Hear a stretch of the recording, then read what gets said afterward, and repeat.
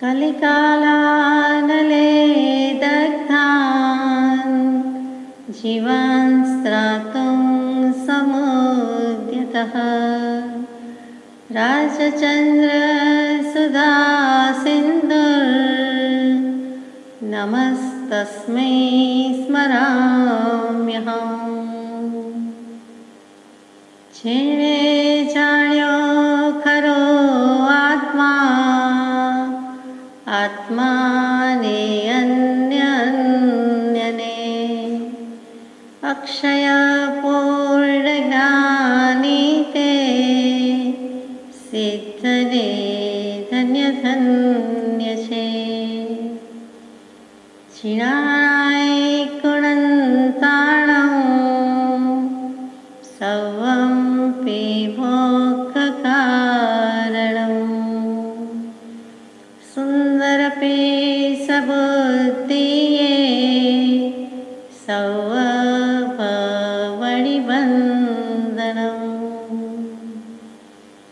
સશ્રુતને નમસ્કાર, અસીમ ઉપકારી આત્માને નમસ્કાર, તારક ત્રિપુટીને નમસ્કાર, મહાવિત્રોને નમસ્કાર, મહાવિત્રો સમાન મુરબ્બીઓ મુમુક્ષુને નમસ્કાર. પરમ કૃપાળુ દેવ પ્રણીત વચનામૃતજી પત્રાંક 524 મુંબઈ ભાદરવા સુદ આઠમ શુક્ર વિક્રમ સંવત 1950 તારીખ 7/9/1894 શ્રી સ્તંભતીર્થ ક્ષેત્રે સ્થિત શ્રી અંબાલાલ કૃષ્ણદાસ આદિ સર્વ મુમુક્ષુજન પ્રત્યે શ્રી મોહમયી ક્ષેત્રથી 4 ડોટ્સ ટપકા મૂક્યા છે. આત્મ સ્વરૂપ સ્મૃતિએ યથાયોગ્ય પહોંચે. ખંભાત એટલે શ્રી સ્તંભન પાર્શ્વનાથનું તીર્થ, તે સ્તંભ તીર્થ ક્ષેત્રે પૂજ્ય અંબાલાલભાઈ વગેરે મુમુક્ષુ વૃંદ બિરાજે છે. કૃષ્ણદાસ આદિ પણ નામ લખ્યું છે, તે પણ એક મુમુક્ષુ છે અને તેમના પ્રત્યે આ પત્ર લખાયો છે. અને મોહમયી ક્ષેત્રથી મુંબઈથી જે અમોહપણે રહી શક્યા છે તેવા શ્રી કૃપાળુદેવ એટલે કે રાજચંદ્ર 4 ટપકા હોવાથી ના આત્મ સ્વરૂપ સ્મૃતિપૂર્વક યથાયોગ્ય પહોંચે.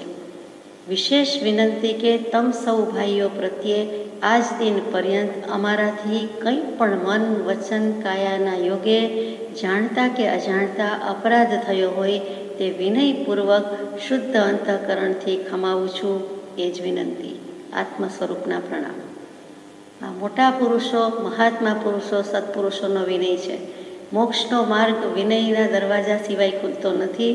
વ્યવહાર વિનય એટલો જ જરૂરી છે, પણ મોક્ષના માર્ગમાં તો વિનય વિના એક પગલું ભરી શકાતું નથી. શ્રી ઉત્તરાધનજી સૂત્ર, શ્રી દૈશવૈકાલિકજી સૂત્ર મૂળ આગમ છે, એમાં પણ વિનય સમાધિનું અધ્યયન મૂક્યું છે અને પહેલી જ ગાથા વિનયની મૂકી છે. આમ પણ આપણે વિનયના પાઠ વિશે અથવા તો વિનય વિશે જ્યારે આવે છે ત્યારે વિચારીએ છીએ કે વિનયતિ અપનયતિ અષ્ટકર્મા ઇતિ વિનય, એટલે કે જે 8 કર્મોથી જીવને આત્માને દૂર લઈ જાય છે, એટલે કે 8 કર્મો ભગાડી મૂકે છે. એક બાજુ 8 કર્મો એટલે કે બધા કર્મ, પણ મુખ્ય 8, અને આ બાજુ પોતે એટલે કે કર્મ નિશેષ થઈ જાય છે, કર્મ પૂંઠ દઈ દે છે, સંસારને પૂંઠ દઈ દે છે. એવી રીતે એ બધા એક બાજુ ભાગી જાય છે અને પોતે આત્મા રહી જાય છે, તે મોક્ષે જતો રહે છે. એટલે વિનય ગુણ અત્યંત મહત્વનો છે, જેની આ 20મી 21મી સદીમાં મોટી ખોટ છે, આપણે જાણીએ છીએ. તો વિશેષ વિનંતી કે કૃપાળુદેવ જેવા કૃપાળુદેવ જેમનાથી કોઈનું મન દુભાયું નથી, અને દુભાયું હોય તો પણ સારા માટે હોય કે અનંત અનાદિકાળથી જે અભિમાન તોડ્યું નથી, જે અનંતાનું બંધી કશાયો ગયા નથી, મિથ્યાત્વ મૂક્યું નથી, નક્કામું કામ કર્યા કર્યું છે, નક્કામું છોડાવવા માટે અને કામનું એટલે કે ઉપયોગ આત્મામાં લઈ જવા માટેની વાત કરી હોય, આત્મહિતની વાત કરી હોય, અથવા લખી હોય, અથવા આજ્ઞા જેવું કર્યું હોય, તો પણ કોઈ જીવને કદાચ ક્યાંક ખમચાટ કચવાટ થયો હોય તો કૃપાળુદેવ જેવા કૃપાળુદેવ કહે છે કે આજ દિન પર્યંત જ્યારથી ઓળખાણ થયું ત્યારથી 4 વર્ષમાં આપના પ્રત્યે કંઈ પણ મન વચન કે કાયાના યોગથી જાણતા કે અજાણતા, અને ઘણી વખત તો આજ દિન એટલે આ ભવની જ વાત નથી, પણ ભવો ભવનું જે કંઈ કોઈ વખત ક્યાંક તો મળ્યા જ હોય, એ દુઃખ લાગ્યું હોય તો એ પણ અહીંયા જાણતા કે અજાણતા આવી ગયું, મનથી યા વચનથી યા કાયાથી. તો પણ કંઈ અપરાધ થયો હોય, દુઃખ નથી લખ્યું, અપરાધ થયો હોય, આત્માને આરાધવા જતાં, આત્માને સાધવા જતાં, આપના આત્માની સિદ્ધિ માટે કહ્યું હોય, આરાધના માટે કહ્યું હોય, તો પણ અપરાધ, માન અપમાન એવી રીતે કંઈક તમને ઘવાયું હોય માન ગવાયું હોય, અહમ ગવાયો હોય અથવા તો કંઈક પણ દોષ લાગ્યો હોય તો વિનયપૂર્વક શુદ્ધ અંતઃકરણથી, આમાં વિનયપૂર્વક પાછું લખ્યું છે, મોક્ષે લઈ જાય તેવા ભાવપૂર્વક શુદ્ધ અંતઃકરણથી, એટલે હાર્દિક ક્ષમાયાચના કહીએ છીએ તેમ હાર્દિક શું છે તો કે હૃદયથી, તો કે અહીંયા પણ શુદ્ધ અંતઃકરણથી, એકલું અંતઃકરણ નહીં. 5 ઇન્દ્રિય એ બાહ્યકરણ છે, બાહ્ય સાધન છે. અંતઃકરણ એ મન છે, એટલે કે અંતઃકરણ નામ આપ્યું, કરણ એટલે સાધન, એટલે અંદરનું સાધન છે તે મન છે. અને એમાં પણ શુદ્ધ અંતઃકરણથી હું ખમાવું છું, એટલે કે શુક્લ અંતઃકરણ વિના મારા કથનને કોણ દાદ આપશે, એવી રીતે શુદ્ધ પવિત્ર શુક્લ અંતઃકરણથી હું ખમાવું છું. એ જ વિનંતી, આત્મ સ્વરૂપના પ્રણામ. અહીંયા પત્ર પૂરો થઈ જાય છે. પત્રાંક 525, મુંબઈ, ભાદરવા સુદ 10મ, રવિ, વિક્રમ સંવત 1950, તારીખ 9/9/1894. કોને લખાયો છે તે અનુપલબ્ધ છે. આ આત્મભાવ છે અને આ અન્ય ભાવ છે એવું બોધ બીજ આત્માને વિશે પરિણમિત થવાથી અન્ય ભાવને વિશે સહેજે ઉદાસીનતા ઉત્પન્ન થાય છે, અને તે ઉદાસીનતા અનુક્રમે તે અન્ય ભાવથી સર્વથા મુક્તપણું કરે છે. આ આત્મભાવ છે, આ અન્ય ભાવ છે એવું બોધબીજ જે આત્માને વિશે પરિણમન પામી ગયું હોય તેને તો સહેજે જ અન્ય ભાવને વિશે ઉદાસીનતા જ હોય. એક આત્મભાવ એ સિવાયનું બધું જ જડભાવ, ઉદાસીન ભાવ, સંસાર ભાવ, લૌકિક ભાવ, આત્મા સિવાયનું જે કંઈ છે તે અન્ય ભાવ છે, ઇતર, બીજું, એકબીજાને, એક પછી તરત જ આવે તે 2 થી 99 કયો કે 2 થી 9 કયો, જે કયો તે જેટલી સંખ્યા કેવી હોય તે એક પછીની અને એક સિવાયની થઈ, એ આપણે જાણીએ છીએ. અને એક કહેતા ગણિતશાસ્ત્ર કે અધ્યાત્મશાસ્ત્ર આત્મા જ કહે છે. તો આ આત્મભાવ છે એમ જ્યારે થઈ જાય અને જ્ઞાની પુરુષને વિવેક થઈ ગયો છે, સમ્યક દૃષ્ટિને વિવેક થઈ ગયો છે, તો આ આત્મભાવ છે ના અન્ય ભાવ છે.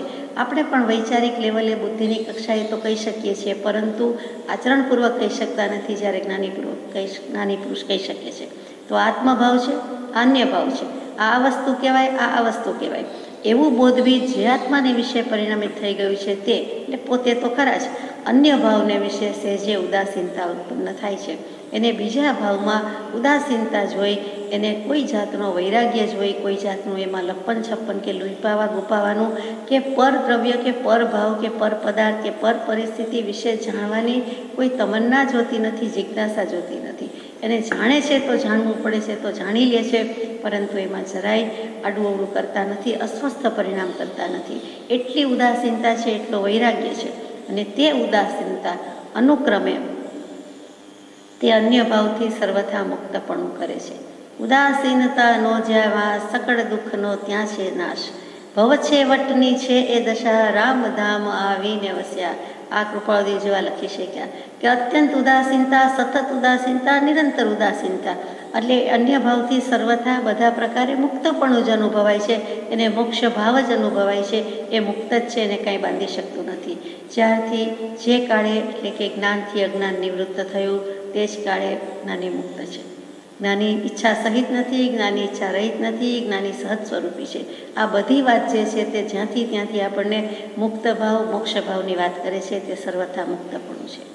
નિજ પરભાવ જેણે જાણ્યો છે એવા જ્ઞાની પુરુષને ત્યાર પછી પરભાવના કાર્યનો જે કંઈ પ્રસંગ રહે છે તે પ્રસંગમાં પ્રવર્તતા પણ તેથી તે જ્ઞાનીનો સંબંધ છૂટ્યા કરે છે, પણ તેમાં હિત બુદ્ધિ થઈ પ્રતિબંધ થતો નથી.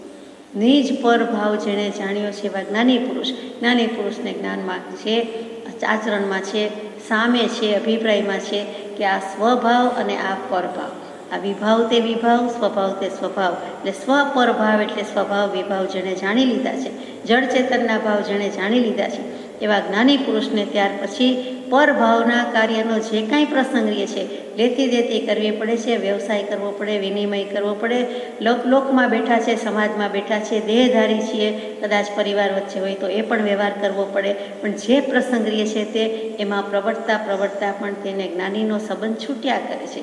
એને ક્યાંય મારાપણું લાગતું નથી, એનાથી એ છૂટી ગયેલા છે, પણ તેમાં હિત બુદ્ધિ થઈ પ્રતિબંધ થતો નથી. આનું હિત કરી દઉં, આનું અહિત કરી દઉં, એવું છે જ નહીં. બધાનું હિત, બધું સરખું, બધાને બધું સરખું.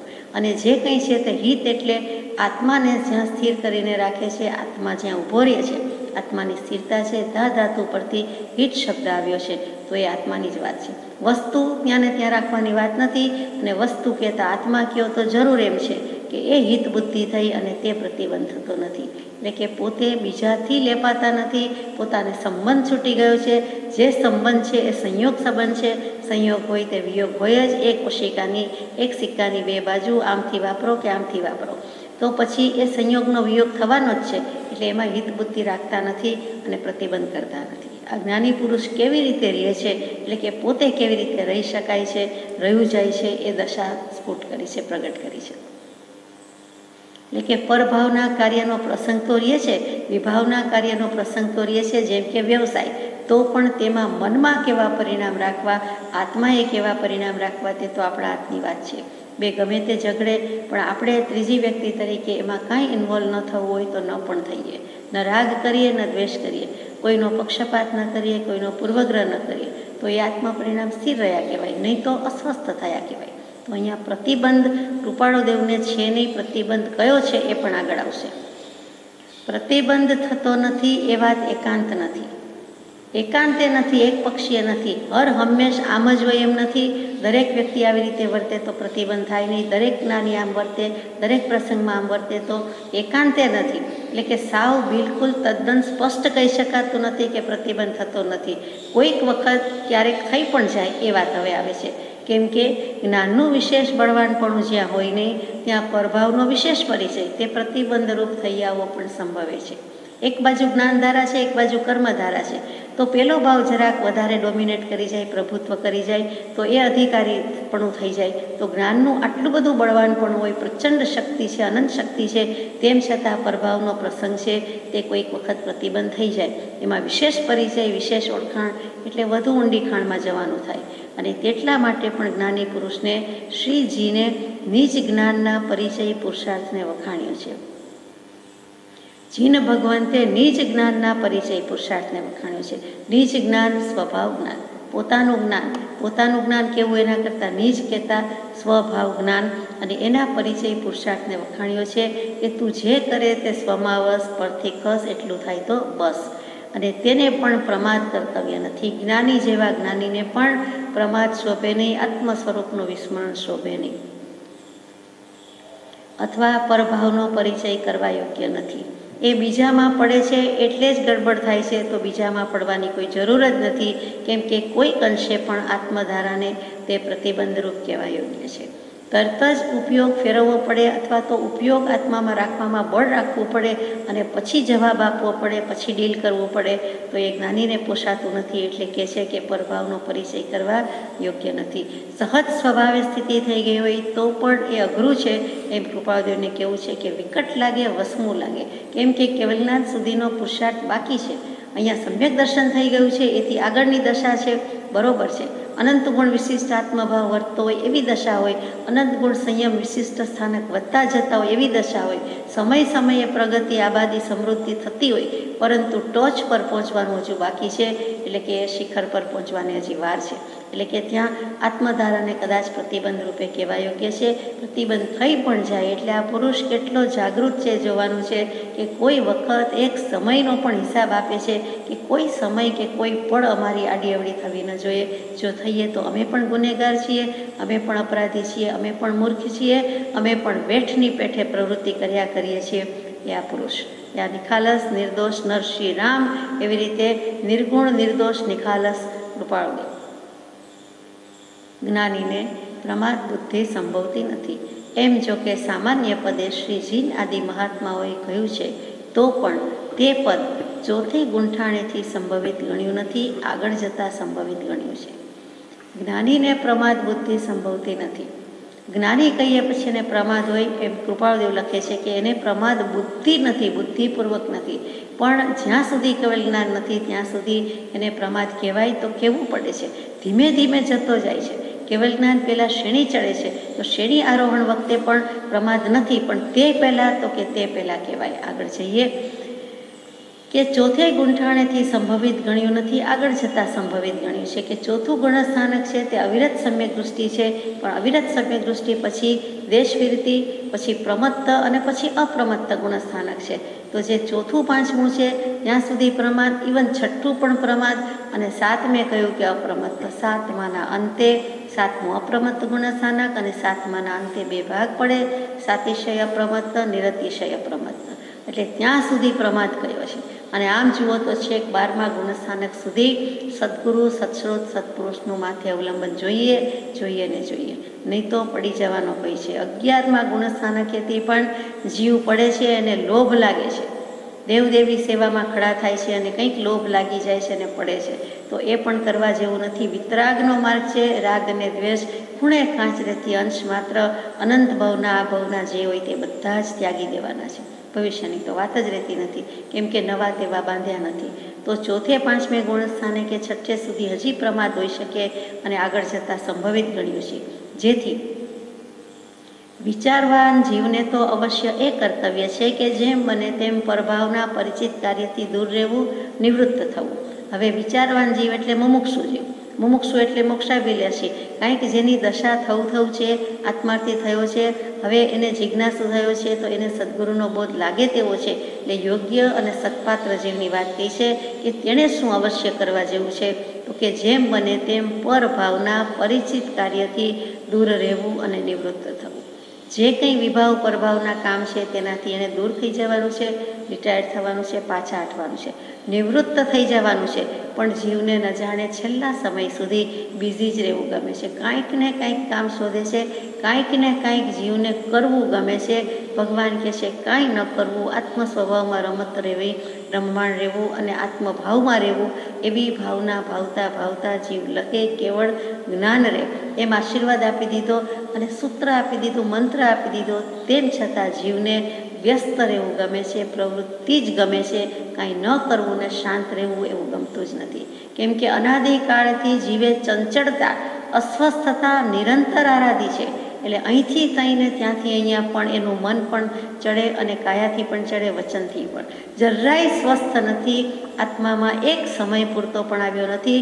અનાદિકાળથી રખડતું મન હજુ જાણે થાક્યું જ નથી. આપણને ઘણું લાગવું પડે છે. અને તે સ્થિર કરવા, શાંત કરવાનો પુરુષાર્થ કરવાનો છે, જે અનાદિકાળથી નથી કર્યો. તો કે સ્વભાવના ભાનમાં રહેવું, સ્વભાવનું પાન થવું. અને તેનાથી તે સમજવાની વાતથી પણ જીવ દૂર ભાગે છે. ત્યાં જ્ઞાની પુરુષ પણ શું કરી શકે? ઘણું કરીને વિચારવાન જીવને તો એ જ બુદ્ધિ રહે છે. એટલે વિચારવાન જીવને તો આ બુદ્ધિ હોય જ. કૃપાળદેવ કહે છે ઘણું કરીને હોય, પ્રાય કરીને હોય. તથાપિ તો પણ કોઈ પ્રારબ્ધ વશાત, પૂર્વ ભાવમાં કરી આવ્યો છે તેના વશાત પરભાવનો પરિચય બળવાનપણે ઉદયમાં હોય, ત્યાં નિજપદ બુદ્ધિમાં સ્થિર રહેવું વિકટ છે. હવે પૂર્વકર્મ હોવાથી વ્યવસાય વ્યાપાર કરવો પડે છે, બીજાને કદાચ બીજી પ્રવૃત્તિ કરવી પડે, આજીવિકા માટે કરવું પડે વગેરે. એ બળવાનપણે ઉદયમાં છે, ત્યાં નિજપદ બુદ્ધિમાં સ્થિર રહેવું વિકટ છે. નિજપદ બુદ્ધિ શું? તો કે આત્મદશારૂપી ભાવના. નિજ આત્મા, પદ એટલે દશા કહીએ, અને બુદ્ધિ એટલે ત્યાં ભાવના. કે આત્માની દશામાં જ રહેવું, કે આત્માની દશા કરીને રહેવું, એવી જે ભાવના હોય છે તેમાં સ્થિર રહેવું વિકટ છે. એ ભાવની સ્પર્શના થઈ ગઈ હોય તો સ્થિર રહેવું એટલું વિકટ નથી. અને સ્થિર ભાવને સ્પર્શી લીધો હોય તો પણ કૃપાળદેવ અહીંયા લખે છે કે સ્થિર રહેવું વિકટ છે. તો પછી જેને ભાવની સ્પર્શના હજુ થઈ જ નથી, એક સમય માટે પણ સમ્યક દર્શન થયું નથી, આત્માનુભવ થયો નથી, એને તો કેટલું બધું વિકટ કે મુશ્કેલ કે વસમું કહેવાય કે અઘરું કહેવાય. એમ ગણીને નિત્ય નિવૃત્ત બુદ્ધિની વિશેષ ભાવના કરવી એમ મોટા પુરુષોએ કહ્યું છે. એટલે કે જ્ઞાની પુરુષોએ કહ્યું છે મહાજનો યેન ગતઃ સહપંથા. જે મહાપુરુષો ગયા છે તેનું નામ પંથ છે, તે રસ્તે આપણે ચાલવાનું છે. તો અહીંયા કોઈ સંપ્રદાય દર્શનની વાત નથી. કોઈ પણ જ્ઞાની કે મહાત્મા કે મોક્ષે ગયેલા પુરુષોએ શું કહ્યું? જ્ઞાની મહાત્માએ કહ્યું કે નિવૃત્ત બુદ્ધિની વિશેષ ભાવના કરવી, સંસારથી નિવૃત્ત બુદ્ધિની વિશેષ ભાવના કરવી. સંસાર જ છે, કોઈ પણ પ્રવૃત્તિ કરીએ છીએ તો સંસાર છે. સમય સમયે જીવ બીજા ભાવમાં સરી પડે છે, વિભાવમાં સરે છે, પરભાવમાં રહે છે, તેનું જ નામ સંસાર છે. સંસાર એટલે સ્થૂળ દૃષ્ટિએ ઘર માંડવું કે લગ્ન કરવા અથવા તો ઘર ચલાવવું વગેરે વગેરે. એ તો નાનો અર્થ છે, સ્થૂળ અર્થ છે.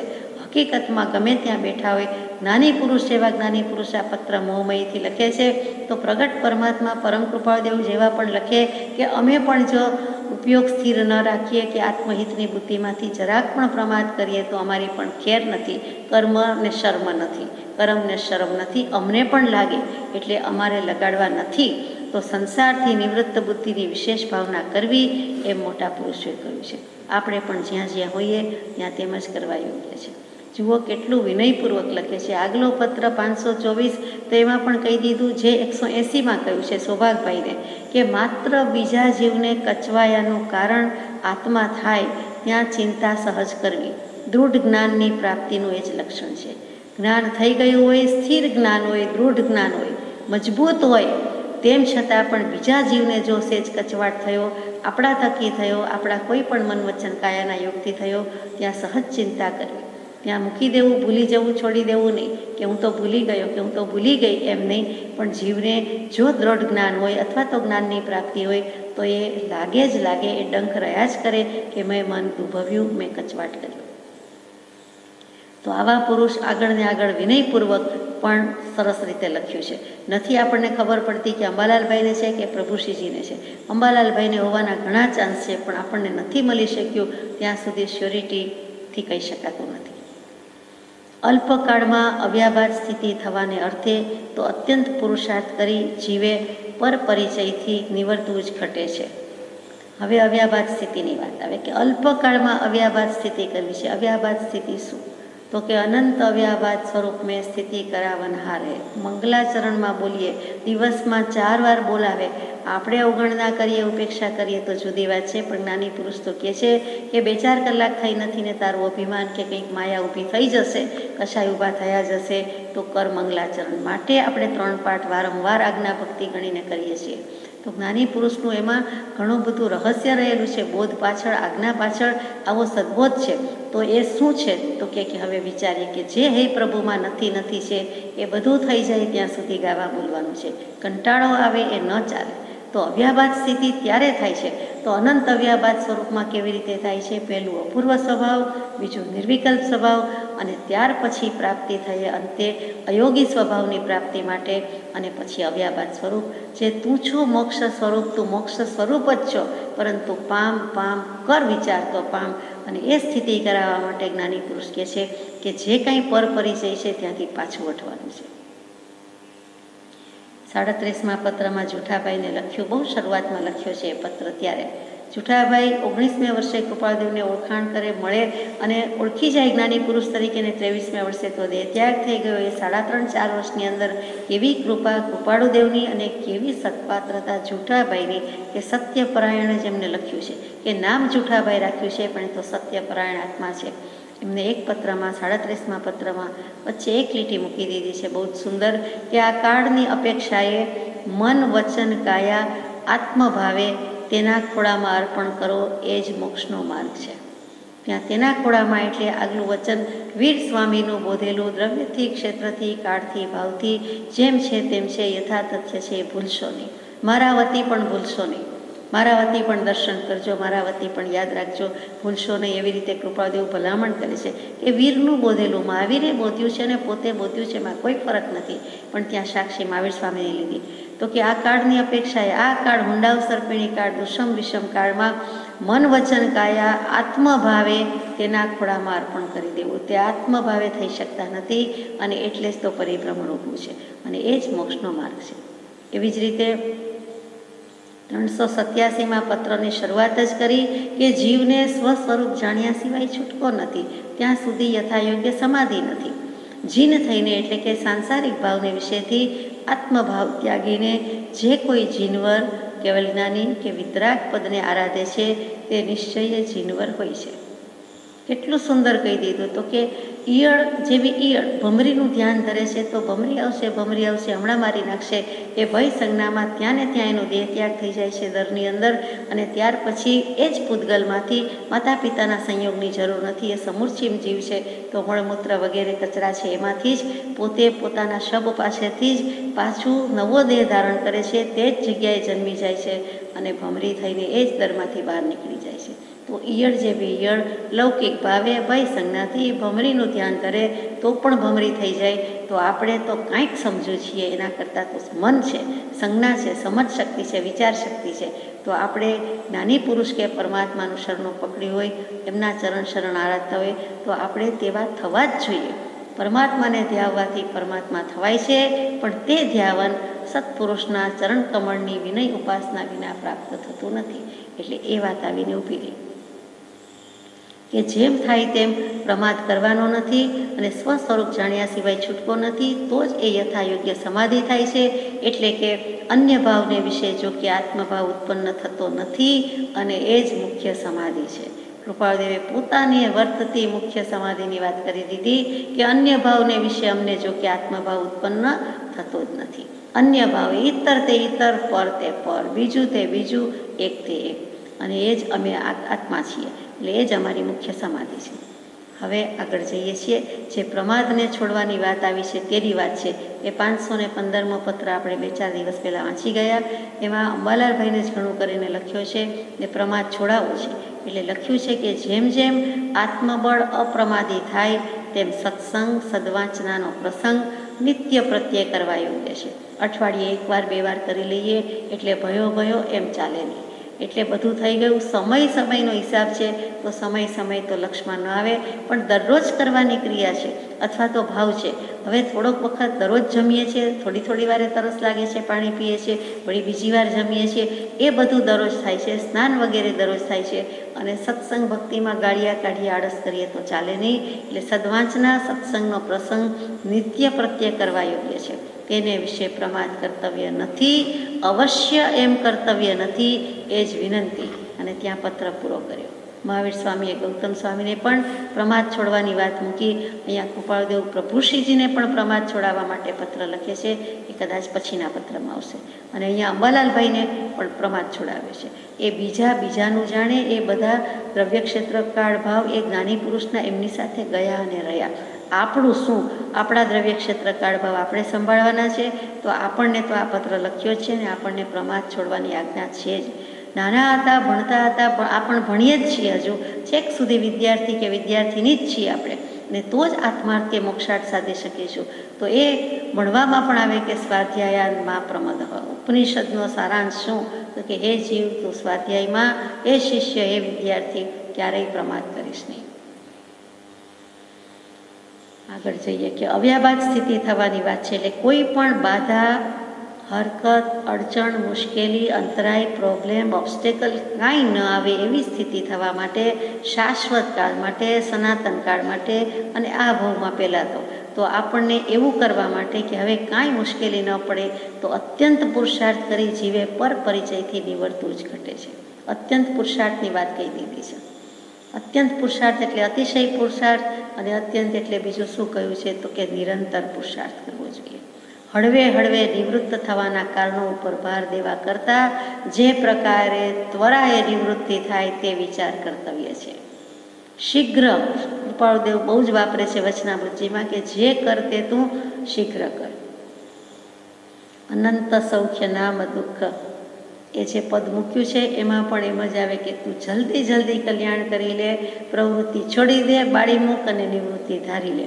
પણ આપણને વાંચવું, બોલવું, ગાવું ગમે, કરવું ગમતું નથી, નિવૃત્ત થવું ગમતું નથી. તે વિચાર કર્તવ્ય છે. એટલીસ્ટ એટલો વિચાર કરે તો પણ સમજે કે આ પામવાની વાત તો આ જ છે. અને તેમ કરતાં અશાતા આદિ આપત્તિ યોગ વેદવા પડતા હોય તો તેને વેદીને પણ પર પરિચયથી શીઘ્રપણે દૂર થવાનો પ્રકાર કરવો યોગ્ય છે. મરી જવું પડે, અશાતા વગેરે આપત્તિ યોગ આવે, ગમે તેવો વેદનીય કર્મનો ઉદય આવે, અને ભાલાના વરસાદ વરસતા હોય તો પણ સત્સંગ કરવાની પ્રભુશ્રીજીની આજ્ઞા, કૃપાળદેવની આજ્ઞા. અને મોતીના મેં વરસતા હોય તો પણ અસત્સંગને કુસંગ કરવો નહીં. પણ આપણને હજી એ જ ઘેલું છે. એટલે અસત્સંગને કુસંગમાં જ પડ્યા હોઈએ. તો ત્યાંથી સંગ માત્ર ખરાબ છે, પણ તેવી દશા નથી થઈ ત્યાં સુધી સત્પુરુષનો કે સત્સંગ કયો છે. બાકી તો સંગ ભાવ જ બધું ભૂલાવે છે. પણ અસંગ થવા માટે પણ સંગ જોઈએ છે, સત્સંગ જોઈએ છે, માટે કરીએ છીએ. આ વાત વિસ્મરણ થવા દેવા યોગ્ય નથી. આજના દિવસ પૂરતું કદાચ યાદ રહે, પછી આપણે ભૂલી જઈએ છીએ કે વાંચી લીધું ને વાત પૂરી થઈ ગઈ, કે સાંભળી લીધું ને વાત પૂરી થઈ ગઈ, કે લખી દીધું ને વાત પૂરી થઈ ગઈ. તો એમ નથી. It is not for others. એ પોતાની જાત માટે છે, પોતાના આત્મા માટે છે. અને જેટલું જલ્દી થાય તેટલું કરવા જેટલું છે. ભૂલી જવા જેવું છે જ નહીં આમાં. ભૂલવા જેવું જ નથી. પણ જીવ તરત જ ભૂલી જાય છે. આ વાક્ય વાંચીને પણ તરત ભૂલી જાય. અરે વાંચતી વખતે પણ એવો ભાવ રહે નહીં તો એ કામનું શું છે? એમ કૃપાળદેવે ઘણો ઠપકો આપ્યો છે. જ્ઞાનનું બળવાન તારતમ્યપણું થયે તો જીવને પર પરિચયમાં કદાપી સ્વાત્મ બુદ્ધિ થવી સંભવતી નથી. તારતમ્ય શબ્દ બહુ મજાનો છે, વિચારવા જેવો છે. કે તારતમ્ય શું? તો કે તર અને તમ આવ્યું. અધિક અધિક તર અધિક તમ. સૂક્ષ્મ, સૂક્ષ્માતિ સૂક્ષ્મ, પછી સૂક્ષ્મતર. પહેલાં તર આવે પછી તમ. Comparative degree, superlative degree, good, better, best. એ જે છે તે તારતમ્યતા કહેવાય. કે આનાથી વધારે પછી એનાથી વધારે, એટલે બે વસ્તુ બતાવે. વધારે ડિગ્રી નહીં બતાવે, એટલે થોડુંક વધારે અને પછી સૌથી વધારે. એવી રીતે અહીંયા કહી દીધું છે કે તારતમ્ય. પણ એ શબ્દનો આ અર્થ અહીંયા લાગુ પડતો હોય તેમ લાગતું નથી. એટલે જ્ઞાનનું બળવાન તારતમ્યપણું એટલે જ્ઞાનમાં ઓછું અધિક શું? તો કે જ્ઞાનની શક્તિ જે છે, બળ છે, એની પણ શક્તિ કે બળવાન થઈએ પણ એનું જે પરાક્રમ છે, એનું જે રેકોર્ડ બ્રેક કરવાની વાત છે, એનું સત્વ, એની શક્તિ, જ્ઞાન ગુણ જે કહીએ તે, એટલે જ્ઞાનનું બળવાન ગુણપણું થાય, ગુણાકાર થાય, સત્વ હોય, એનું હાજરી હોય, અસ્તિત્વ હોય. અસ્તિત્વ તો છે જ જ્ઞાનનું, પણ અહીંયા પરાક્રમ અથવા તો શક્તિ. કે જ્ઞાનનું બળવાન સત્વ થઈએ, એટલે કે એકદમ બળિયો થઈએ, એકદમ શક્તિશાળી થઈએ, એકદમ પરાક્રમ ફોરવી નાખે તેટલો, એકદમ બળિયો થઈને કરી નાખે તો જીવને પર પરિચયમાં કદાપી સ્વાત્મબુદ્ધિ થવી સંભવતી નથી. એને પર પરિચય, પરભાવ, વિભાવમાં પોતે આત્મબુદ્ધિ કરી શકતો જ નથી. કરો ગયો તોય કરી શકતો નથી. કેમ કે જ્ઞાનનું એટલું તારતમ્ય પણ છે, જ્ઞાનનું એટલી શક્તિ છે, એનો મહિમા છે, એનું મહાત્મ્ય બતાવ્યું છે. એટલે એ જ્ઞાની છે એમ કહેવાની બદલે જ્ઞાનની શક્તિ બતાવી છે. તો જ્ઞાન ક્યાં હોય છે? જ્ઞાનીમાં હોય છે. જ્ઞાનીમાં શું હોય છે? તો જ્ઞાન હોય છે. એટલા માટે જ્ઞાન ગુણની વાત લઈ લીધી, પણ કોઈ જ્ઞાની શબ્દ લખ્યો નહીં. એટલે એ કૃપાળદેવ વિચાર કરતાં કરી મૂકવા માટે આવી રીતે લખે છે. અને તેની નિવૃત્તિ થયે પણ જ્ઞાન વડે તે એકાંતપણે વિહાર કરવા યોગ્ય છે. તેની નિવૃત્તિ થયે ભલે એ નિવૃત્ત થઈ જાય, સ્વાત્મ બુદ્ધિ પરિચયમાં, પર પરિચયમાં કરશે જ નહીં, એટલે કે એ જતું રહે છે, પર પરિચય જ નહીં કરે, તો જ્ઞાન વડે તે એકાંતપણે વિહાર કરવા યોગ્ય છે. એકાંતપણે એટલે શું? તો કે એક તો નિર્જન અવસ્થા, કોઈ ખાસ આજુબાજુ ન હોય તો એ એકાંતપણે વિહાર કરવા યોગ્ય છે. અહીંયા એકાંતપણેનો અર્થ લાગે છે કે નિશ્ચયપણે તે વિહાર કરવા યોગ્ય છે. બળિયો થઈ ગયો, બળવાન નિર્ધાર થઈ ગયો, બળવાન નિશ્ચય થઈ ગયો. જ્ઞાનનું એટલું બળવત્તરતા છે અને પછી પોતાનો નિશ્ચય એટલો બળવાન થઈ ગયો છે. એટલે એકાંતપણે એટલે બળવાનપણે, એટલે કે નિશ્ચયપણે વિહાર કરવા યોગ્ય છે. પછી તે ગમે ત્યાં જાય અને કોઈ બાધા ન આવે. પરંતુ કૃપાળદેવ કહે છે કે પણ તેનાથી જેની ઓછી દશા છે એવા જીવને તો અવશ્ય પર પરિચયને છેદીને સત્સંગ કર્તવ્ય છે. જેની દશા ઓછી છે એવા જીવે શું કરવા જેવું છે?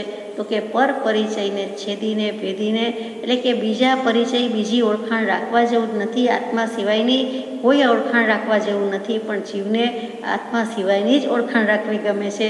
અને આત્માની ઓળખાણ એક થોડીક વાર, થોડીક મિનિટ માંડ માંડ આપણે વાંચીએ કે બોલીએ કે સાંભળીએ, તો એમ કરવા જેવું નથી. આત્મા તો છે જ, એનો પરિચય તો છે જ, પણ એનું ભાન નથી, આત્માનો અનુભવ નથી. હું આત્મા છું એમ નથી લાગતું, પરંતુ એનું ભાન નથી. જે ભાન થવું તેને સહજ સ્વરૂપે સ્થિતિ જીવની થઈએ મોક્ષ વિતરાગ કહે. 609માં પત્રની વાત અહીંયા પણ આ રીતે સમજાય છે કે જો એથી ઓછી દશા છે તો એવા જીવે તો અવશ્ય પર પરિચય છોડી દેવો જોઈએ, છેદી દેવો જોઈએ અને છેદ ઉડાડી દેવા જોઈએ. અને સત્સંગ જ કર્તવ્ય છે કે જે સત્સંગથી સહેજે અવ્યાભાત સ્થિતિનો અનુભવ થાય છે. સત્સંગના યોગે જ અસંગ થવાય છે. જીવ ભૂલી જાય છે. સત્સંગ હશે તો જ અવ્યાભાત સ્થિતિ થશે, અવ્યાભાત સ્વરૂપમાં સ્થિતિ થશે. અહો સત્પુરુષના વચનામૃત, મુદ્રા અને સત્સમાગમ જે આપણે મંગલાચરણમાં કહીએ છીએ તે જ 875મો પત્ર, પ્રભુશ્રીજીને લખાયેલો પત્ર, જેને પ્રભુશ્રીજીએ કૃપા કરીને મંગલાચરણ રૂપે સ્થાપિત કર્યો. એટલે ત્યાં અપૂર્વ સ્વભાવ, નિર્વિકલ્પ સ્વભાવ અને પછી પ્રાપ્તિ થઈ જાય છે તે છેલ્લે અયોગી સ્વભાવ. અને એ બધાનો સરવાળો એટલે અનંત અવ્યાભાત સ્વરૂપ મેં સ્થિતિ કરાવન આ રહે. એટલે જો એક સત્સંગ કરીએ છીએ તો અવ્યાભાત સ્થિતિનો અનુભવ થઈ જાય છે. જ્ઞાની પુરુષ કે જેને એકાંતે વિચરતા પણ પ્રતિબંધ સંભવતો નથી, તે પણ સત્સંગની નિરંતર ઈચ્છા રાખે છે. કેમ કે જીવને જો અવ્યાબાદ સમાધિની ઈચ્છા હોય તો સત્સંગ જેવો કોઈ સરળ ઉપાય નથી. કેટલો મહિમા ગાયો છે કૃપાળદેવે. કોઈ પત્રમાં તો કર્તવ્યરૂપ શ્રી સત્સંગ એમ લખ્યું છે કે શ્રી સત્સંગ કહેતા એમાં સદગુરુત્વ, સત્પુરુષત્વ, સત્શાસ્ત્રત્વ અને સત્સંગત્વ આવી ગયું. એક શબ્દમાં ત્રણે આવી ગયા. સાચા દેવગુરુ ધર્મનું ઓળખાણ કરાવશે, આત્મા પર લાવીને ઊભા રાખશે, તેનું નામ સત્સંગ. અને તે સત્સંગ 24મા પાઠમાં મોક્ષમાળામાં પણ સ્થાન પામ્યો છે. અને એ જ સત્સંગની નિરંતર ઈચ્છા પોતે રાખે છે, આપણને પણ રાખવાની આજ્ઞા કહી છે. 449મો પત્ર. વન, ઉપવન, જોગ, સમાધિ અને સત્સંગ આદિ જ્ઞાની પુરુષને પ્રવૃત્તિમાં બેઠા વારંવાર સાંભળી આવે છે. જેમ બીજા રિકલેક્શન્સ છે, કહો તે સમય કેવો હતો, તે વર્ષ કેવું હતું, તે મહિનો કેવો હતો, તે દિવસ કેવો હતો, તે પ્રસંગ કેવો હતો, એ ધન્યતા અનુભવીએ છીએ. શું સુંદર જમવાનું હતું એમ કરીને પણ જીવ યાદ કરે તો પ્રવૃત્તિને પરભાવ છે. અહીંયા તો સત્સંગની વાત છે.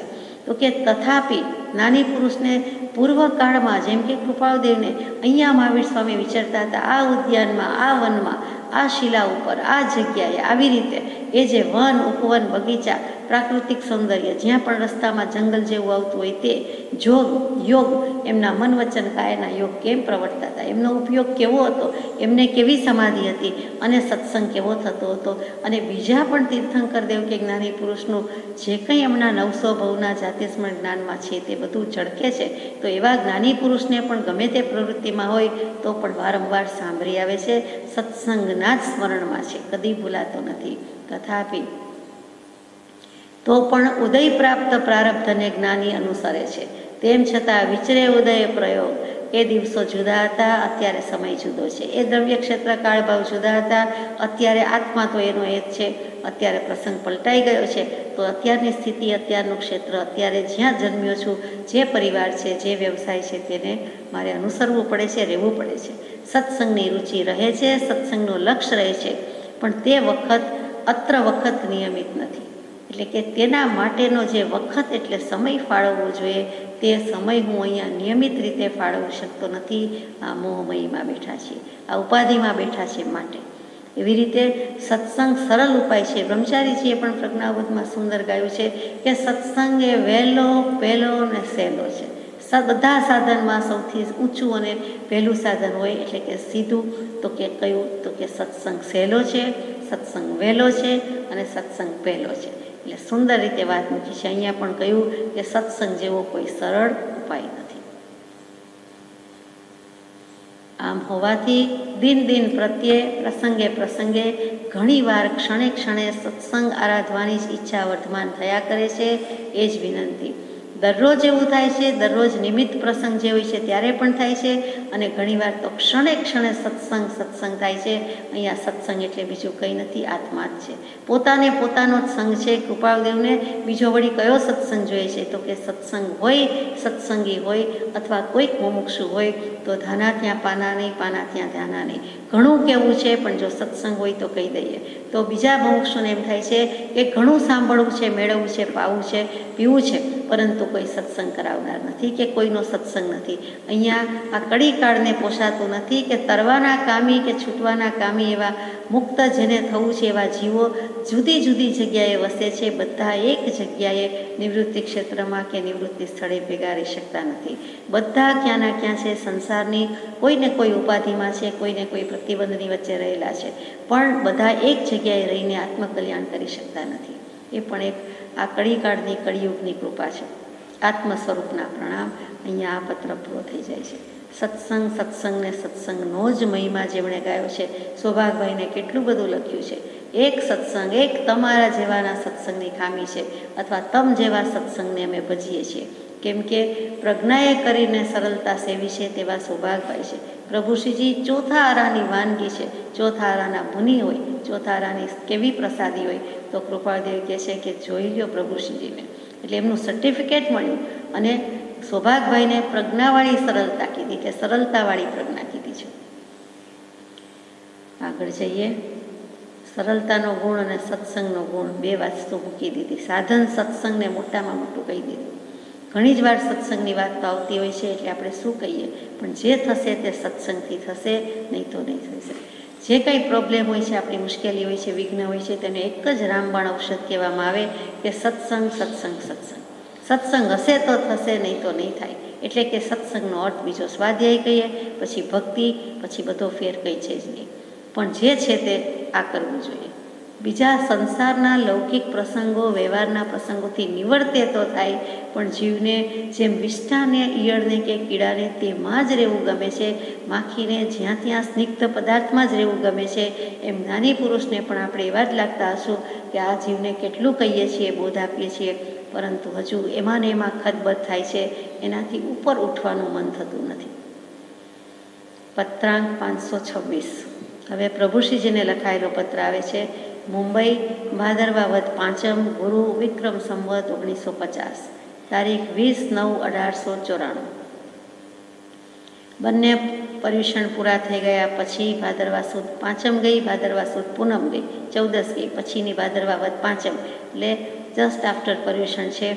તો કૃપાળદેવ તો મુંબઈમાં જ છે અને પ્રભુશ્રીજીનું ચોમાસું તે વર્ષનું સુરતમાં છે. એટલે વિક્રમ સંવત 1950 યાને ઈસવીસન 1894નું ચોમાસું પ્રભુશ્રીજીનું સુરતમાં. પ્રભુશ્રીજીના 14 ચોમાસા શ્રી અગાશાશ્રમમાં અને બાકીના બધા ચોમાસા જુદી જુદી જગ્યાએ છે, એમાંનું આ સુરત. શ્રી સૂર્યપુર સ્થિત સત્સંગ યોગ્ય આત્મગુણ ઈચ્છક શ્રી લલ્લુજી પ્રત્યે. શ્રી સૂર્યપુર સ્થિત સુરતનું શાસ્ત્રીય નામ સૂર્યપુર છે. શું કામ? તો કે તાપી નદીને કિનારે આવેલું છે અને સંવરણને મેળવવા માટે તપતીએ કરેલી સૂર્ય ઉપાસનાની કથા તો આપ જાણો છો, એટલે એના ઉપરથી સુરત નામ પડ્યું છે, તેની વાત છે. અને તેવા સત્સંગ યોગ્ય, જેમનો સત્સંગ યોગ્ય છે અને જે સત્સંગ માટે પણ યોગ્ય છે, એટલે કે કૃપાળદેવે જાણે પાત્રતાની છાપ આપી દીધેલી છે. આત્મગુણ ઈચ્છક શ્રી લલ્લુજી પ્રત્યે. હવે એમને આત્માના ગુણોની ઈચ્છા થઈ છે, એટલે કે આત્માર્થ સાધવો છે અને મોક્ષાર્થી થવું છે, તેવા લલ્લુજી મુનિ પ્રત્યે. શ્રી મોહમયી ક્ષેત્રથી જીવન મુક્ત દશા ઈચ્છક, ખાલી જગ્યાના આત્મસ્મૃતિપૂર્વક યથાયોગ્ય પ્રાપ્ત થાય. મોહમયી ક્ષેત્રથી જીવન મુક્ત દશા ઈચ્છક, જે જીવતા છતાં મોક્ષે ગયા હોય, દેહ છતાં દેહાતીત દશા હોય, એના ચાહક. એમ તો કેમ કે એવી જ અમારી દશા છે, એના ચાહકના આત્મસ્મૃતિપૂર્વક યથાયોગ્ય પ્રાપ્ત થાય. એટલે કે મોહમયી ક્ષેત્ર ભલે રહ્યું, અમારી તો નિર્મોહપણે, અમોહીપણે જ દશા રહી છે અને અમારે તો જીવન મુક્ત દશામાં જ પ્રયાણ કરવું છે, અવધૂત જ થવું છે, બીજું કાંઈ જોઈતું નથી, તેવાની દશાના યોગ્ય યથાયોગ્ય પ્રાપ્ત થાય. વિશેષ તમારા લખેલા 2 પત્ર પહોંચ્યા છે. એટલે પ્રભુશ્રીજીએ 2 પત્ર લખ્યા, તેની પહોંચ આપી. હાલ કંઈક વધારે વિસ્તારથી લખવાનું બની શક્યું નથી. અત્યારે બહુ જલ્દી વિગતથી લખવાનું બની શકતું નથી. શું કામ? કારણ આપે છે, ચિત્ત સ્થિતિનો વિશેષ પ્રવેશ તે કાર્યમાં થઈ શકતો નથી.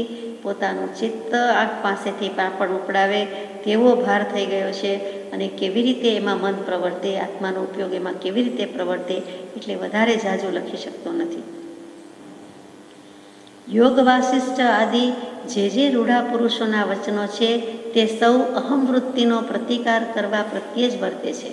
યોગ વાસિષ્ઠ ગ્રંથની ભલામણ કૃપાળુદેવે ત્રિભુવનભાઈ વગેરેને કરી છે, એટલે કે ખંભાતવાસી મુમુક્ષુજનોને કરી છે. પ્રભુશ્રીજી સુરત છે એમને પણ કરી છે. 2-4 પત્રોમાં અગાઉ યોગ વાસિષ્ઠની વાત આવી ગઈ છે. તે મહારામાયણ 32,000 શ્લોકબદ્ધ રામાયણ, પૂર્વ રામાયણમાં જેમ 6 કાંડ આવે છે, કિષ્કિંધા કાંડને, સુંદરકાંડને, એવી રીતે પછીનું જે ઉત્તર રામાયણ લખ્યું છે એમાં 6 પ્રકરણ મોટા આવે છે. વૈરાગ્ય પ્રકરણ, મુમુક્ષુ પ્રકરણ, ઉત્પત્તિ પ્રકરણ, સ્થિતિ પ્રકરણ વગેરે, ને છેલ્લું નિર્વાણ પ્રકરણ.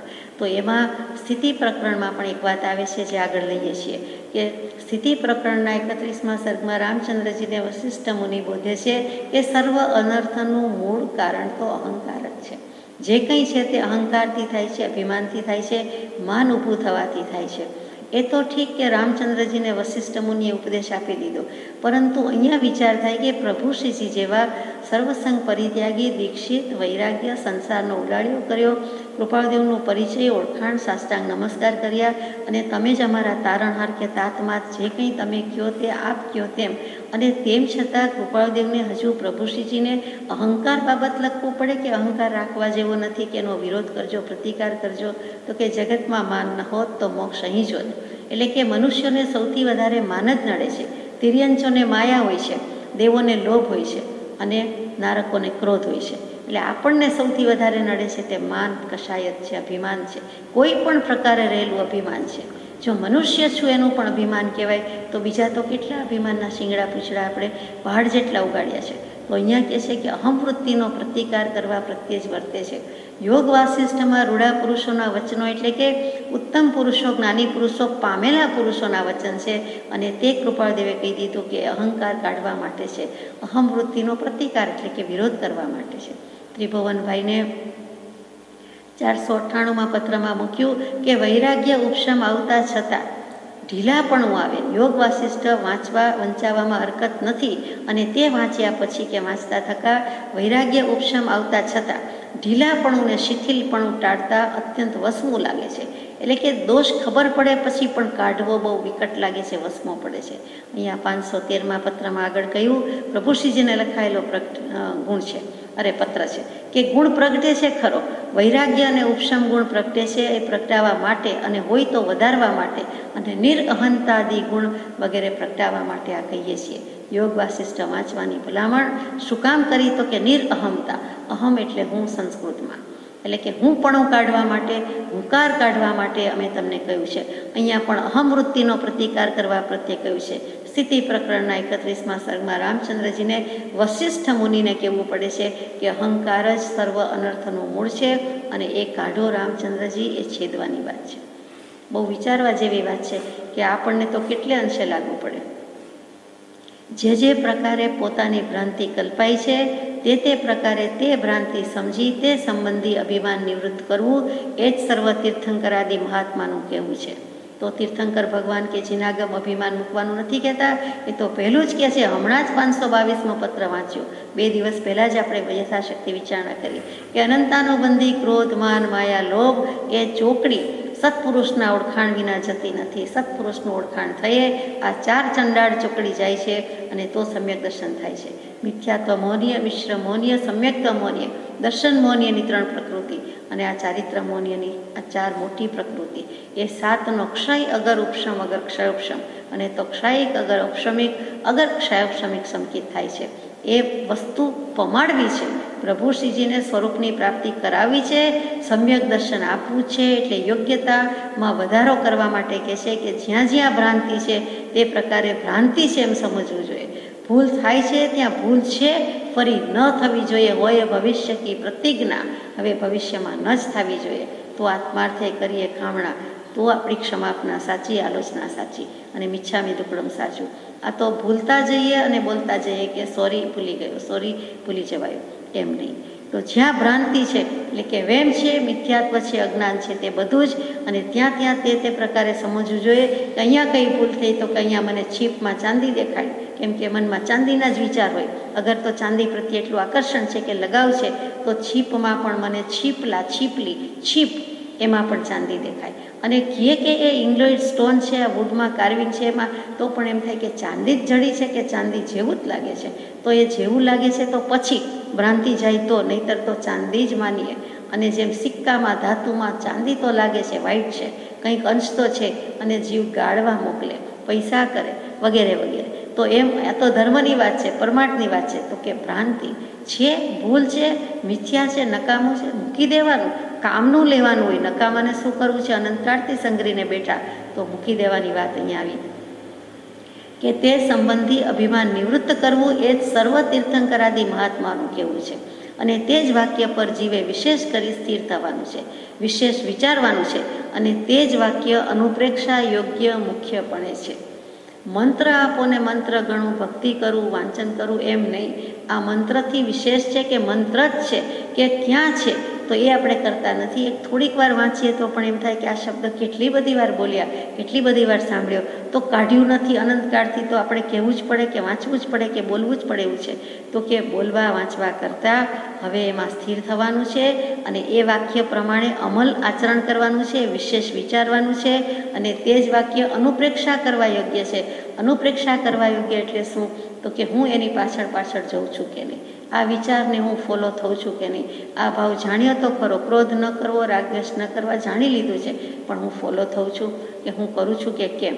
તો કે એ બધા જે ભાવ છે પાછળ પાછળ જોતું જવું, અનુસરવું નહીં, અનુપ્રેક્ષણ એટલે ખરેખર જોવું અને જોઈને એ પ્રમાણે અમલમાં મૂકવું, એની ભાવના કરવી, તો એ અનુપ્રેક્ષણ છે. તો કૃપાળુદેવને હે પ્રભુના 20 દોહા વખતે પણ લખ્યું છે કે તમને સ્મરણમાં તો હશે, પ્રભુશ્રીજીને આપ્યા છે ત્યારે, અને તમને યાદ પણ હશે, મુખપાઠ કંઠસ્થ હશે, પરંતુ તેનું વિશેષ અનુપ્રેક્ષણ થાય તેમ કરશો. એટલે એ દોષ ગયા, જેટલું નથી છે તે બધું છે થઈ ગયું, તે કરવાની વાત છે. આ સમજાય તેવી રીતે આપણે વાત કરીએ છીએ. બાકી જ્ઞાની પુરુષ તો જ્ઞાની પુરુષનો મર્મ જાણે. તે કાર્યની સિદ્ધિને અર્થે સર્વ સાધન કયા છે? એટલે આ એક જ કાર્ય સિદ્ધ કરવાનું છે કે ભ્રાંતિ જવી જોઈએ. 522માં મૂક્યું હતું એ જ વાત જુદી જુદી રીતે આવે છે કે હું જાણું છું એ અભિમાન, કુળ ધર્મ અને ક્રિયાને કરતા આવ્યા છીએ, તે ક્રિયાને કેમ ત્યાગી શકાય તેવો લોકભય, સત્પુરુષની ભક્તિ વિશે લૌકિક ભાવ, પંચ વિષયાદિ કર્મ જ્ઞાનીને ઉદયમાં દેખી તેવા જ પોતે આરાધવાપણું, એ આદિ પ્રકાર, તે જ અનંતાનુબંધી ક્રોધ, અનંતાનુબંધી માન, અનંતાનુબંધી માયા, અનંતાનુબંધી લોભ છે. એ જ 4 વસ્તુ પાછી અહીંયા આવે છે, જુદી રીતે આવે છે કે અહમતાદિ વધવાને માટે, બાહ્ય ક્રિયા કે મતના આગ્રહ માટે, સંપ્રદાય ચલાવવા માટે કે પૂજા શ્લાઘાદી પામવા અર્થે કોઈ મહાપુરુષનો કંઈ ઉપદેશ છે નહીં. કેટલું બધું પ્રભુશ્રીજીને કહી દીધું કે અહમતાદિ વધારવાને માટે, હુંકાર વધારવા માટે, મારાપણું વધારવા માટે, અભિમાન કરવા માટે કે બાહ્ય ક્રિયા કે મતનો કોઈ આગ્રહ સિદ્ધ કરવો, અમે સ્થાનકવાસી, અમે ઊંચા કે અમે સારા, કે અમે દેરાવાસી તો અમે ઊંચા સારા, એવા કોઈ આગ્રહ માટે નહીં. તેમ સંપ્રદાય ચલાવવા માટે નહીં કે અમે દિગંબર સંપ્રદાય અને એના ફોલોઅર્સ અને એ ચલાવવા માટે, એમ પણ નહીં કે પૂજા શ્લાઘાદી કામના માટે, કોઈ મારી પૂજા કરો, કોઈ કીર્તિ કરો કે વખાણ કરો, તો એ પણ એક લૌકિક ભાવ છે, દેહ ભાવ છે, અન્ય ભાવ છે, સાધારણ ભાવ છે, આપણને પોસાય નહીં, આપણને આત્મભાવ જ પોસાય. એટલે એટલા માટે પણ કોઈ મહાપુરુષનો કંઈ ઉપદેશ નથી, છે નહીં, એટલે કે એવો ઉપદેશ નથી. પોતે પણ લખ્યું છે, નોય પૂજાદિની જો કામના રે, નોય વાલું અંતર ભવ દુઃખ મૂળ માર્ગ સાંભળો જીનનો રે. અહીંયા પ્રભુશ્રીજીને પણ શિખામણ આપે છે કે આ બધું કરવા માટે છે જ નહીં, અને તે જ કાર્ય કરવાની સર્વથા આજ્ઞા જ્ઞાની પુરુષની છે. આ બધામાંથી નીકળી જવાનું છે. માન પૂજા, કામના, સંપ્રદાય ચલાવો, મત ચલાવો, અથવા તો પોતાનું માન વધે, હું મોટાઈ માટે, તો એમ નથી. પોતાને વિશે ઉત્પન્ન થયો હોય એવો મહિમા યોગ્ય ગુણ, તેથી ઉત્કર્ષ પામવું ઘટતું નથી. પોતાને વિશે ઉત્પન્ન થયો હોય એવો મહિમા યોગ્ય ગુણ, મહિમા તો શેનો છે? તો કે આત્મજ્ઞાનનો છે, આત્મદર્શનનો છે. બીજો શેનો મહિમા છે? તો આત્મજ્ઞાન કે સમ્યક દર્શન થઈ જાય તો તે મહિમા યોગ્ય ગુણ છે, તેથી પણ ઉત્કર્ષ પામવું ઘટતું નથી. એટલે કે આપણામાં એવો ગુણ પ્રગટે, વૈરાગ્ય ઉપશમ તો પ્રગટે, પણ જીવ પામી જાય, લાભ થઈ જાય, જગતમાં મોટામાં મોટો લાભ તો કાંઈ સમ્યક દર્શન થયે હસી ખુશીથી ફૂલાઈ જવાનું નથી. એટલે કે ઉત્કર્ષ પામવું ઘટતું નથી. મારો આત્મા તો હવે આબાદ, મારી ઉન્નતિ થઈ ગઈ, ચડતી થઈ ગઈ, પ્રગતિ થઈ ગઈ, સમૃદ્ધિ થઈ ગઈ. જેમ વ્યવહારમાં પણ અભિમાન લેવાનું નથી, તેમ પરમાર્થમાં પણ હવે તો હું મિથ્યાત્વી નથી, સમ્યક દૃષ્ટિ, એમ અભિમાન લેવાનું નથી. જો કે સમ્યક દૃષ્ટિને અહંકાર હોય શક્ય નહીં, અને અહંકાર હોય તો સમ્યક દર્શન થાય નહીં. અને સમ્યક દર્શન થઈ ગયા પછી અહંકાર આવે તો એ પડી જ જાય છે, માટે ચેતવી દે છે કે ઉત્કર્ષ પામવું ઘટતું નથી. એમાં જરાય પ્રાઉડ લેવા જેવું નથી, ગૌરવ લેવા જેવું નથી કે અમે તો અહીંયા પહેલો નંબર, કે અહીંયા અમે બહુ આગળ, કે આ બહુ સારું કર્યું. આપણે તો નાની નાની બાબતમાં પ્રાઉડ લઈએ અને બીજાને પણ પાછો આપીએ, કે આપણે બીજાને કહીએ કે અમને તમારું ગૌરવ છે, અમને તમારો પ્રાઉડ છે, વગેરે વગેરે. તો અહીંયા પ્રભુશ્રીજીને કહે છે તો આપણે તો કેટલા ગુણાકાર ગણું સહન કરવાનું છે, કે એ પ્રમાણે સ્વીકાર કરવાનો છે. અલ્પ પણ નિર્દોષ જોઈને ફરી પશ્ચાતાપમાં પડવું ઘટે છે. અભિમાન તો નહીં, ફૂલાઈ જવાનું નથી, હરખાઈ જવાનું નથી, પરંતુ પોતાનો નાનો પણ નિર્દોષ પોતાનો છે ને દોષ છે પણ પોતાનો છે ને તો એ કાઢવાનું છે. ફરી ફરી પશ્ચાતાપમાં પડવું ઘટે છે. પશ્ચાતાપ પછીથી તાપ લાગે છે પણ એમાં પડવું એટલે કે પ્રાયશ્ચિત, આલોચના, ક્ષમાપના, પસ્તાવો કે હવે મારે ફરી ભૂલ કરવી નથી. અને વિના પ્રમાદે તેથી પાછું ફરવું ઘટે છે. વગર પ્રમાદે હવે સ્વરૂપનું ભાન રાખવું જ છે, વિસ્મરણ કરવું જ નથી, કોઈ જાતની આળસ કરવી નથી, સત્પુરુષાર્થ કરવો છે. કાલે કરીશ, પછી કરીશ, થઈ રહેશે એમ નહીં. એ ભલામણ જ્ઞાની પુરુષના વચનમાં સર્વત્ર રહી છે. અને તે ભાવ આવવા માટે સત્સંગ, સદ્ગુરુ અને સત્શાસ્ત્ર આદિ સાધન કયા છે જે અનન્ય નિમિત્ત છે. એના માટે સત્સંગ જોઈએ, એના માટે સદ્ગુરુ જોઈએ, એના માટે સત્શાસ્ત્ર જોઈએ. એ બધા સાધન કયા છે? કોને લખ્યો છે પત્ર? પ્રભુશ્રીજીને. એને કૃપાળુદેવ પોતે જ ફરમાવે છે, એટલે પોતે જ બંધાય છે. આમ જુઓ તો કે તમને અમારો સત્સંગ પણ હોવો જોઈએ, સદ્ગુરુ પણ તમને હોવું જોઈએ, એટલે કે પ્રાપ્તિ કરવી જોઈએ. અમે તમારા થઈ શકીએ એમ છીએ. અને સત્શાસ્ત્ર આદિ સાધન કયા છે? અને શાસ્ત્રનો સત્સંગ પણ કરવો જોઈએ, જે અનન્ય નિમિત્ત છે. નથી બીજે તે, બીજે આનાથી કાંઈ સર્વોત્કૃષ્ટ નથી, ચડિયાતું નથી, તે નામ અનન્ય. બીજો નહીં, બીજું નહીં, બીજી નહીં અને બીજે નહીં, એટલે કે બીજે ઠેકાણે નથી. જે અનન્ય નિમિત્ત છે, આ જ ત્રણ વસ્તુમાં જે રહ્યું છે, સત્સંગ, સદ્ગુરુ, સત્શાસ્ત્ર, એ બીજે ક્યાંય નથી. અને આ તો પોતે વિદ્યમાન પુરુષ છે, પોતે પ્રગટ પરમાત્મા છે, એટલે આવું કહી શક્યા, લખી શક્યા છે. પ્રભુશ્રીજી તો સુજ્ઞ અને પ્રાજ્ઞ તરત જ સમજી જાય છે કે આ મને જ લખ્યું છે અને મારે હવે એ જ શરણ દૃઢ કરવાનું છે, બળવાન કરવાનું છે. ઉપદેશ છાયામાં કૃપાળુદેવે મૂક્યું છે, એમના જ શબ્દોમાં જોઈએ કે નિષ્કામ બુદ્ધિ અને ભક્તિ જોઈએ, અંતઃકરણની શુદ્ધિ જોઈએ. જ્ઞાની ઓળખાય તો જ્ઞાન પ્રાપ્ત થાય. ઓઘ સંજ્ઞા એ ઓળખે તો જ્ઞાન પ્રાપ્ત થતું નથી. લોલે લોલ બધા માને છે, ટોળા માને છે માટે માનું, ઘરના માને માટે માનું, મા બાપ માને માટે માનું, એમ નહીં. ઓઘ સંજ્ઞાથી નહીં, સમજી વિચારીને ઓળખે તો જ્ઞાન પ્રાપ્ત થાય. માયાને દૂર કરતા રહેવું, યથાર્થ ત્યાગ કરવાનું જો જ્ઞાની કહે તો ભેટ બાંધી તૈયાર રહેવું. આપણે ક્યાંય ઝંપલાવવું હોય ને જેમ બાઈ ચડાવીએ, અથવા તો કપડાં વ્યવસ્થિત કરી નાખીએ, અથવા તો ભેટ બાંધી દઈએ, એટલે આપ સમજો જ છો કે બરાબર છેડા ખોસી દઈએ ને હવે ચાલો હવે આવી જાઓ, હવે કરો કંકુના, હવે કામ ઝંપલાવી દો. તો એમ જે કરીએ છીએ તેવી રીતે તૈયાર રહેવું. એટલે કે પોતે જો ત્યાગ લેવાના હોય, કૃપાળુદેવ સર્વસંગ પરિત્યાગી પ્રભુશ્રીજીને લખે છે, એટલે તો પણ કહે છે અમારી સાથે ત્યાગ કરવા માટે પણ તૈયાર રહેવું. અને બીજી રીતે ત્યાગ કયો? તો કે આત્મ પરિણામનો અન્ય પદાર્થથી તાદાત્મ્ય અધ્યાસ નિવર્તવો, તેને શ્રીજીન ત્યાગ કહે છે. એટલે કે પરમાં ન જવું, એમની વ્યાખ્યા છે એ જ ત્યાગની વ્યાખ્યા. એટલે બાહ્ય ત્યાગ નહીં, અંતર ત્યાગ, કે બીજી વસ્તુમય થઈ જાવ તો એ કરવા જેવું નથી. બીજી વસ્તુમય, બીજી વ્યક્તિમય, બીજી પરિસ્થિતિમય થઈ જાવ એ આપણને શોભે નહીં, એ કરવા જેવું નથી. માયાને દૂર કરતા રહેવું, યથાર્થ ત્યાગ આવે કરવાનું આવે તો ભેટ બાંધી તૈયાર રહેવું. અને ઇન્વર્ટેડ કોમાઝમાં લખ્યું છે કે મારી દશા બહુ જ સારી છે, મને માયા નડી શકે નહીં, એવી માત્ર કલ્પનાએ માયાથી છેતરાવું નહીં.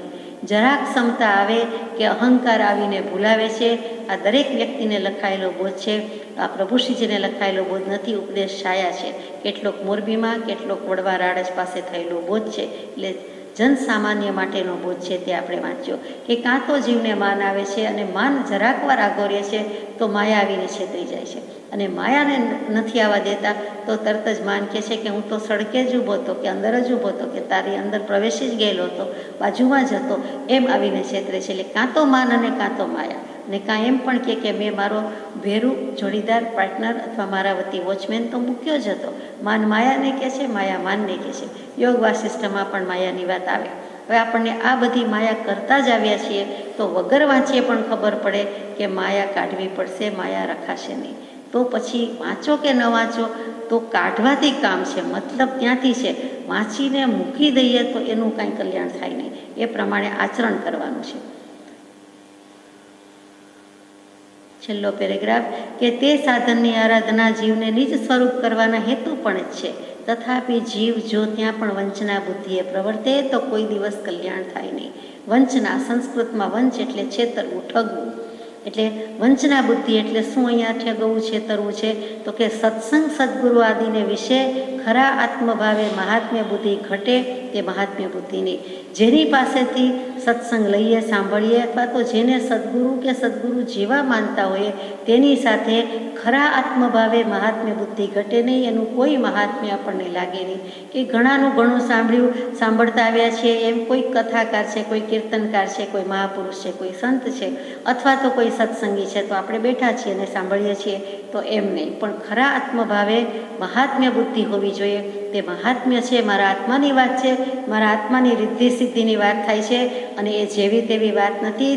3 લોકમાં અથવા 3 કાળમાં આથી મહત્ત્વની વાત મારા માટે અત્યારે કોઈ નથી એવો ભાવ થવો જોઈએ, તે નથી. એટલે ત્યાં આપણે સદગુરુ અથવા તો સત્પુરુષને ઠગ્યા કહેવાય. અને પોતાના આત્માને અજ્ઞાનપણું જ વર્ત્યા કર્યું છે, માટે તેની અલ્પજ્ઞતા કે લઘુતા વિચારી અમહાત્મ્ય બુદ્ધિ નહીં. એટલે હું લઘુ કે નીચ કે અધમ એ નહીં, એનું મહાત્મ્ય લાગ્યા કરે તો કે એ તુચ્છકાર હોવો જોઈએ, એ થતો નથી. અને સત્સંગ સદગુરુ આદિને વિશે આરાધવાની તે પણ વંચના વૃત્તિ છે. ત્યાં પણ જો જીવ લઘુતા ધારણ ન કરે તો પ્રત્યક્ષપણે જીવ પરિભ્રમણથી ભય નથી પામતો, એમ જ વિચારવા યોગ્ય છે.